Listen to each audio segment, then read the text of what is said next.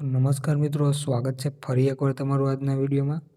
તો આપણે દર વખતે સરકારના નવા નિયમો પર વિડીયો લાવતા હોય છે। તો આજનો વિડીયો આપણો રહેવાનો છે જે ગુજરાત સરકારની મહત્વપૂર્ણ યોજના વિશે, જેમાં વાહન ખરીદવા માટે 5 લાખથી 20 લાખ સુધીની લોન પર માત્ર 6% વ્યાજે તમને લોન મળે છે। તો મિત્રો, વિડીયો ચાલુ કરીએ એ પહેલાં તમે એક વિડીયોને લાઇક જરૂર કરી દેજો। તો હવે મિત્રો વિડીયો ચાલુ કરીએ, જેમાં આપણે જોઈએ કે ગુજરાત સરકાર ગુજરાત આદિજાતિ વિકાસ નિગમ દ્વારા આદિજાતિના લોકોને સ્વરોજગારી માટે બેંક મારફતે વાહન ખરીદવા માટે કાર લોન માટે 6% સુધીની વ્યાજ સબસિડી અથવા ધંધાકીય લોન સહાય આપવામાં આવે છે।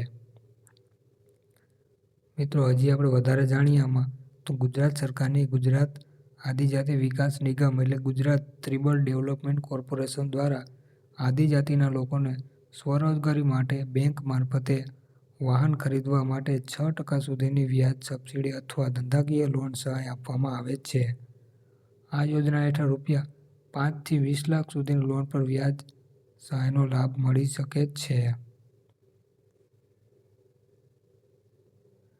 તો હવે મિત્રો, તમારે આમાં અરજી કરવા માટે પાત્રતા એટલે શું યોગ્યતા હોવી જોઈએ? તો આ સરકારી યોજના લાભ લેવા માટે વ્યક્તિ અનુસૂચિત જનજાતિ STની હોવી જોઈએ અને ગુજરાત રાજ્યના નિવાસી હોવા જોઈએ।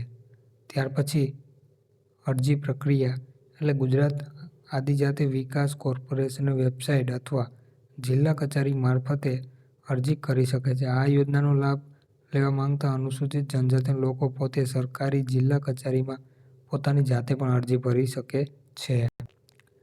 મિત્રો, આ યોજનાનો લાભ લેવા માટે અરજદારે વાહન ખરીદીનો હેતુ અથવા ડ્રાઇવિંગ લાયસન્સ અને બેંકની વિગત સાથે અરજી કરવાની રહે છે।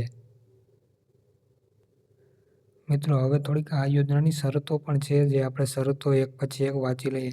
જેમાં પહેલી શરત છે, ગુજરાત રાજ્યના વતની હોય તેવી અનુસૂચિત જાતિના યોજનાનો લાભ મળવાપાત્ર રહેશે। અન્ય રાજ્યના અનુસૂચિત જનજાતિ ઇસમોને આ યોજનાનો લાભ મળવાપાત્ર નથી। ત્યાર પછી મિત્રો બીજી છે, આ યોજનાનો લાભ ફક્ત અનુસૂચિત જનજાતિના ઇસમો આપવામાં આવશે। લાભાર્થી સક્ષમ અધિકારીનું જાતિનું પ્રમાણપત્ર રજૂ કરવાનું રહેશે। ત્યાર પછી બેંક દ્વારા ₹5 લાખથી 20 લાખ સુધીની મર્યાદામાં 4વ્હીલની મેળવેલ લોન સામે સહાય મેળવી શકાશે। ત્યાર પછી બેંક દ્વારા મંજૂર થયેલ લોન ઉપર વાર્ષિક 6% સુધી વ્યાજ સહાય ગુજરાત આદિજાતિ વિકાસ નિગમ ગાંધીનગર મારફત મળવાપાત્ર થશે અને તે વધુમાં વધુ વાર્ષિક ₹30,000 થી 1,20,000 સુધીની વ્યાજ સહાય મળવાપાત્ર થશે। લોનની રકમના 6% સુધી જ વ્યાજ મળવાપાત્ર થશે। ત્યાર પછી અરજદારે બેંકમાંથી લોન મળેલ છે તે મુજબનો પુરાવો સહાય મેળવવા માટે રજૂ કરવાનો રહેશે। ત્યાર પછી સહાય મેળવવા અરજદારે 5 વર્ષ સુધી વાહન વેચી નહીં શકે। ત્યાર પછી સહાયની રકમ લાભાર્થીના ખાતે RTGSથી જમા કરવામાં આવશે। અરજદારે આ યોજના હેઠળ લોન મેળવવા સંબંધિત બેંકની સીધી અરજી કરવી રહેશે। બેંક દ્વારા લોન મંજૂર થયા ત્યાર પછી અરજદારે તાત્કાલિક બેંક દ્વારા નિગમને જાણ કરવાની રહેશે।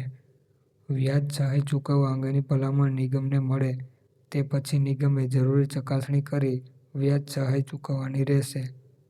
અરજદારને કોઈ પણ સંજોગોમાં લોનની રકમ ₹20 લાખની વાહનની લોન મર્યાદા ફક્ત 6% સુધી જ વ્યાજ સહાય મળવાપાત્ર થશે। અરજદાર તરફથી લોનના હપ્તા નિયમિત ભર્યા અંગેનો આધારો રજૂ થયેથી વ્યાજ સહાય મળવાપાત્ર થશે। વ્યાજ સહાય મળવા અંગેની અરજીઓનો નમૂનો પ્રતિયોજના વહીવટીદાર અથવા મદદનીશ કમિશનર આદિજાતિ વિકાસની કચેરીમાંથી અથવા ગુજરાત આદિજાતિ વિકાસ નિગમ ગુજરાત ગાંધીનગરની કચેરીથી મેળવવી રહેશે।